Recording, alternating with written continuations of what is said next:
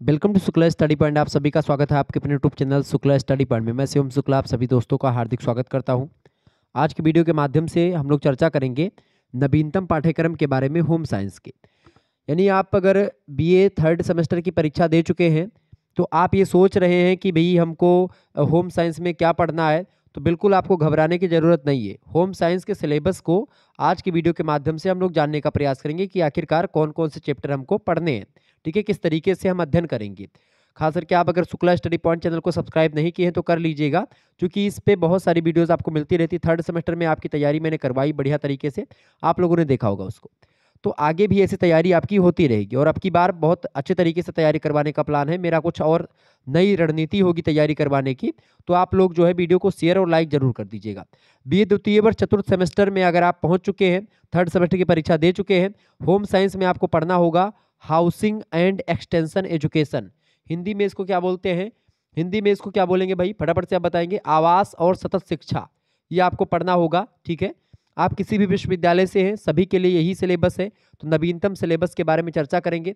आपकी यूनिवर्सिटी में अगर पेपर 1 पेपर 2 कई भी पेपर होते हैं तो उसके लिए भी यही है, क्योंकि इसमें हम बताएंगे कि 2 पेपर अगर जिस विश्वविद्यालय में होते हैं उसके लिए भी यही सिलेबस। जैसे दीनदयाल उपाध्याय गोरखपुर विश्वविद्यालय में 2 पेपर होते हैं एक सब्जेक्ट के, तो उनके लिए भी बहुत महत्वपूर्ण है ये लेक्चर। यानी कि ये सिलेबस सभी विश्वविद्यालयों के लिए है, ये बात ध्यान रखिएगा। आइए अब हम जानने का प्रयास करते हैं क्या क्या हमको पढ़ना है।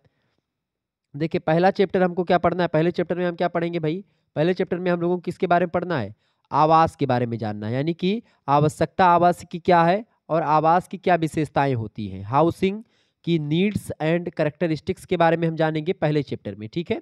इसके बाद में, और ये आपका पेपर नंबर 1 होगा, ठीक है। पेपर नंबर 1 क्या होगा, आवास का।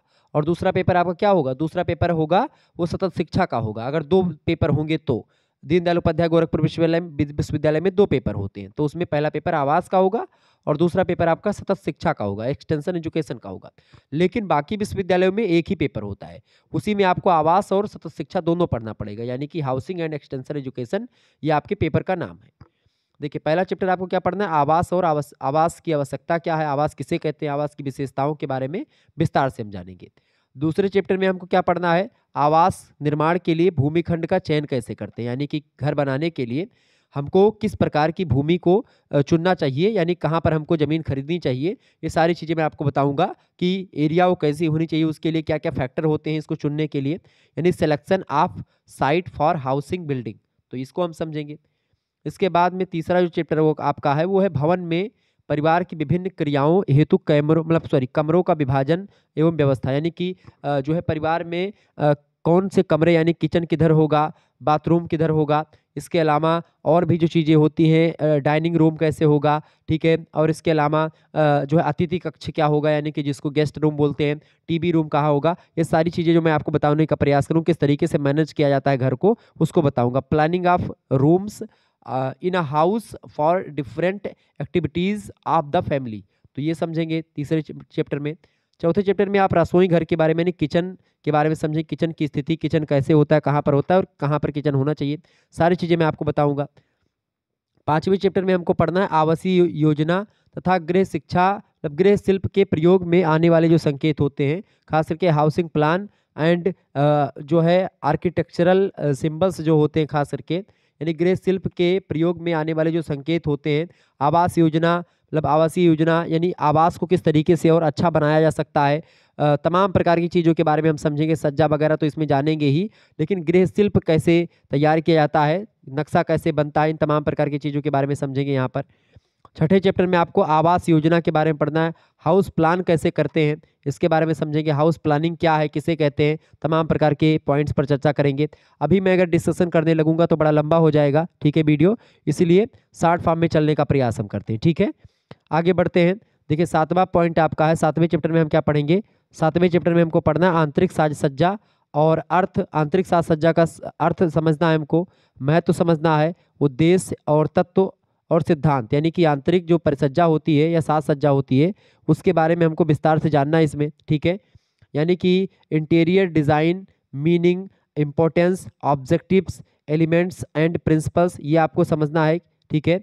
ये आपको क्या समझना है भाई, इसके बारे में आपको जानना है। आंतरिक साज सज्जा यानी कमरों की साज सज्जा कैसे करनी है, ठीक है, उसमें फूल पाती कैसे सजाना है और तमाम प्रकार की चीज़ों के बारे में, तो उसका क्या महत्व होता है, क्या अर्थ है, उद्देश्य क्या है, ये सब समझेंगे 7वें चैप्टर में।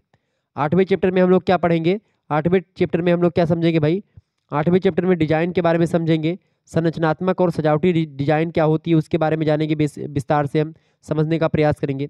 ठीक है, डिजाइन किसे कहते हैं, डिजाइन का स्ट्रक्चर क्या है, और जो है खास करके जो डेकोरेट किया जाता है घर को कैसे किया जाता है, ये सब पॉइंट इसमें हम समझने का प्रयास करेंगे। डिजाइन के तमाम सारे तत्व होते हैं, उन तत्वों के बारे में हम समझेंगे 9वें चैप्टर में, एलिमेंट्स ऑफ डिजाइन। इसके बाद में हम लोगों को क्या पढ़ना है, डिजाइन के सिद्धांत यानी प्रिंसिपल्स ऑफ डिजाइन। डिजाइन के कई सारे सिद्धांत विभिन्न विद्वानों के द्वारा दिए गए हैं, तो उन सिद्धांतों पर नजर डालेंगे। इसके बाद में रंग वर्गीकरण और योजनाएं, यानी कि जो है कलर कैसे करवाते हैं घर को, कौन सा कलर कहाँ पर होना चाहिए, इफेक्टिव कैसे होगा, ठीक है, तो कलर क्लासिफिकेशन एंड स्कीम्स, ये सब समझेंगे हम। इसके बाद में 12वें चैप्टर में हम लोग गृह सज्जा के बारे में जानेंगे, यानी होम जो है डेकोर, यानी होम को कैसे सजाते हैं, अपने घर को कैसे सजाया जाता है, उस चीज़ पर हम फोकस करेंगे, बारीकी के साथ अध्ययन करेंगे। तो बिल्कुल चिंता करने की आपको आवश्यकता नहीं है। 4th सेमेस्टर के कई मॉडल पेपर महासंग्राम वीडियो ऑलरेडी चैनल पर पड़े हुए हैं, चैप्टर वाइज वीडियो भी पड़ी हुई है, तो आप उनको देख लीजिएगा अगर आपने नहीं देखा अभी तक। ठीक है, तो आगे देखें गृह सज्जा यानी गृह परिसज्जा, हाउसिंग जो है फिनिशिंग या फर्शनिंग के बारे में समझेंगे हम।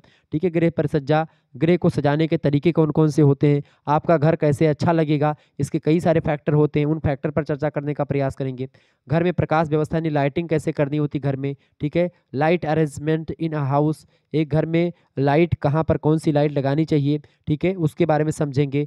और इसके अलावा उपसाधन यानी कि जो है उपसाधन होते हैं घर की सजावट के लिए, उसके बारे में समझने का प्रयास करेंगे। तो ये आवास से रिलेटेड बहुत सारे चैप्टर हो गए, लगभग 16 चैप्टर के माध्यम से हम लोग आवास को समझेंगे। अब किसी किसी विश्वविद्यालय में जो 2 पेपर होते हैं उसमें दूसरा पेपर आपका होता है सतत शिक्षा, लेकिन अगर आप दूसरा पेपर नहीं होता है आपका भी, हालांकि अधिकतर विश्वविद्यालयों में एक ही पेपर होता है, तो हम मान करके चलते हैं कि नहीं होता है, लेकिन अगर होता भी तो सतत शिक्षा का ही दूसरा पेपर होगा, लेकिन आपको पढ़ना ये भी पूरा पड़ेगा। ठीक है, एक ही पेपर में सारे के सारे प्रश्न आएंगे। मॉडल पेपर ऑलरेडी पढ़ा हुआ है, अगर आपने नहीं देखा तो देख लीजिएगा। देखिए इसमें आपको क्या पढ़ना है, सतत प्रसार, सतत माने होता है प्रसार, ठीक है, प्रसार और सतत मतलब एक ही बात है।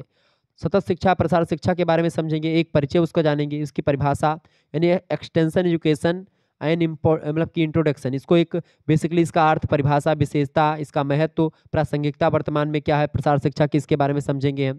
ठीक है, इसके बाद में भारत में सतत यानी प्रसार शिक्षा के प्रारंभिक प्रयास जो किए गए हैं, yearly efforts for extension education in India, तो इसके बारे में समझेंगे अगले चैप्टर में।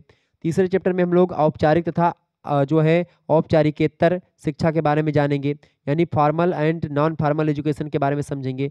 फॉर्मल एजुकेशन मतलब औपचारिक शिक्षा, और जो है एक होता है नॉन फॉर्मल और एक होता है जो है इनफॉर्मल। ठीक है, तो इनफॉर्मल एजुकेशन की अगर बात करेंगे तो होता है औपचारिक, एक होता है अनौपचारिक, तो अनौपचारिक मतलब होता है इनफॉर्मल, लेकिन अगर बात करें औपचारिकेतर या फिर तो इसको बोलते हैं नॉन फॉर्मल, इसी को निरौपचारिक बोलते हैं। जैसे शिक्षा अगर बात करें तो औपचारिक शिक्षा क्या होती है जानते हैं, जैसे कि जब आप स्कूल कॉलेज में पढ़ते हैं, एक व्यवस्थित क्रम में एक निश्चित स्थान होता है, एक निश्चित संस्था होती है, उसमें आप पढ़ते हो, ठीक है, एक निश्चित समय के लिए पढ़ते हो, तो वो आपकी होती है औपचारिक। ठीक है, जबकि अनौपचारिक की अगर बात किया है तो अनौपचारिक या जो और जो शिक्षाएं होती हैं निरौपचारिक या अनौपचारिक शिक्षाओं की अगर बात करें तो वो किसी संस्था में नहीं, आप स्कूल कॉलेज में ना भी जाएं तब भी आप वो शिक्षा पढ़ते हैं। ठीक है, जैसे गांव वगैरह में कहते हैं कि भाई पढ़ा नहीं है लेकिन कढ़ा बहुत है, तो कढ़ा जो होता है वो औपचारिक शिक्षा नहीं हुआ, वो अनौपचारिक शिक्षा होती है। ठीक है, तो अनौपचारिक शिक्षा में जब से लड़का पैदा हुए थे तब से लेकर के और जब तक मर नहीं जाता तब तक सीखता ही रहता है, मतलब समझ रहे हैं ना, यानी कि जन्म से लेकर के मृत्यु प्रत्न तक चलने वाली जो शिक्षा होती है वो अनौपचारिक शिक्षा होती है। निरौपचारिक शिक्षा जैसे कि आप अगर टीवी देख करके शिक्षा जान लें, समाचार पत्र पढ़ करके आप शिक्षित हो जाएं, या आप जो है तमाम प्रकार के जो संचार व्यवस्था उसके माध्यम से कुछ जान जाएं, आप मोबाइल फ़ोन से गूगल से पढ़ करके जान जाएं सर चीज़ के बारे में, तो सब निरौपचारिक यानी नॉन फॉर्मल एजुकेशन होते हैं। तो ये सब मैं समझाऊंगा आपको। इसके बाद में सतत और प्रसार कार्यकर्ता की भूमिका और गुण, यानी जो गांव-गांव में आप देखते हैं प्रौढ़ शिक्षा, महिलाओं को पढ़ाने, मतलब शिक्षा की एक प्रकार से संचार के माध्यम से, टेक्नोलॉजी के माध्यम से शिक्षा को बढ़ावा देना, जो शिक्षित नहीं है उनको भी शिक्षा देना, तो ये सब होता है प्रसार या सतत शिक्षा। ठीक है, तो रोल एंड जो है qualities of an extension worker, यानी एक भूमिका क्या होनी चाहिए एक जो है प्रसार कार्यकर्ता की, इसके बारे में विस्तार से हम समझाऊंगा आपको। विस्तार से मैंने आपको कई बार बताया भी है, तो इसके बारे में हम चर्चा करेंगे, समझेंगे। तो बिल्कुल टेंशन लेने की आपको आवश्यकता नहीं है, बहुत ही बारीकी के साथ मैं आपको समझाने का प्रयास करूंगा कि ठीक है, तो इसमें कोई दो राय नहीं है। आगे देखेंगे, अगला प्रश्न है सतत यानी प्रसार शिक्षण चरण, यानी कि सतत या प्रसार शिक्षा के कितने चरण होते हैं, उसके क्या मानदंड होते हैं, यानी कि उसकी क्राइटेरिया एंड स्टेप्स, दोनों को समझेंगे एक्सटेंशन टीचिंग के। तो दोनों के बारे में हम विस्तार से जानेंगे। छठे चैप्टर में हम लोग संचार के बारे में समझेंगे, संचार का एक परिचय जानेंगे, कम्युनिकेशन किसे कहते हैं, कम्युनिकेशन के इंट्रोडक्शन के बारे में चर्चा करेंगे, बारीकी के साथ कम्युनिकेशन के बारे में समझेंगे, संचार प्रक्रिया के बारे में जानेंगे, संचार प्रक्रिया के जो घटक होते हैं उसके बारे में जानेंगे, खासकर संदेश प्रेषक, विचार की सृष्टि, संदेशबद्धता और संदेश प्रेषण, इन सभी चीज़ों के बारे में समझेंगे, संदेश वाचन, क्रियान्वयन, प्रतिपुष्टि, संदेश प्राप्ति, ये सब समझेंगे, ये सब घटक होते हैं संचार के। तो पूरा विस्तार से मैं आपको समझाऊंगा। इसके अलावा संचार के तत्व बहुत सारे होते हैं, एलिमेंट्स ऑफ कम्युनिकेशन, उसको समझेंगे। इसके बाद में संचार के क्या कार्य होते हैं, अगले चैप्टर में हम फंक्शंस ऑफ कम्युनिकेशन समझेंगे, संचार के कार्य को समझेंगे। फिर संचार की जो समस्याएं हैं संचार में, प्रॉब्लम्स ऑफ कम्युनिकेशन, उसको समझेंगे, ठीक है। इसके बाद में संचार में आने वाली जो बाधाएं हैं, और जो बाधाएं हैं उन बाधाओं को कैसे खत्म किया जाएगा, इसको लेकर के कई सुधार दिए गए हैं, तो उन सुधार के बारे में समझेंगे, यानी challenges and improvement in communication. तो कम्युनिकेशन को इम्प्रूवमेंट करने के लिए क्या क्या चीज़ें हम कर सकते हैं, उसके बारे में आपको बताऊंगा। इसके अलावा सतत या प्रसार शिक्षण पद्धतियां बहुत सारी हैं, यानी कि एक्सटेंशन टीचिंग मेथड जो हैं, उन टीचिंग मेथड्स के बारे में समझेंगे जो कि एक्सटेंशन एजुकेशन के लिए इंपॉर्टेंस होती हैं।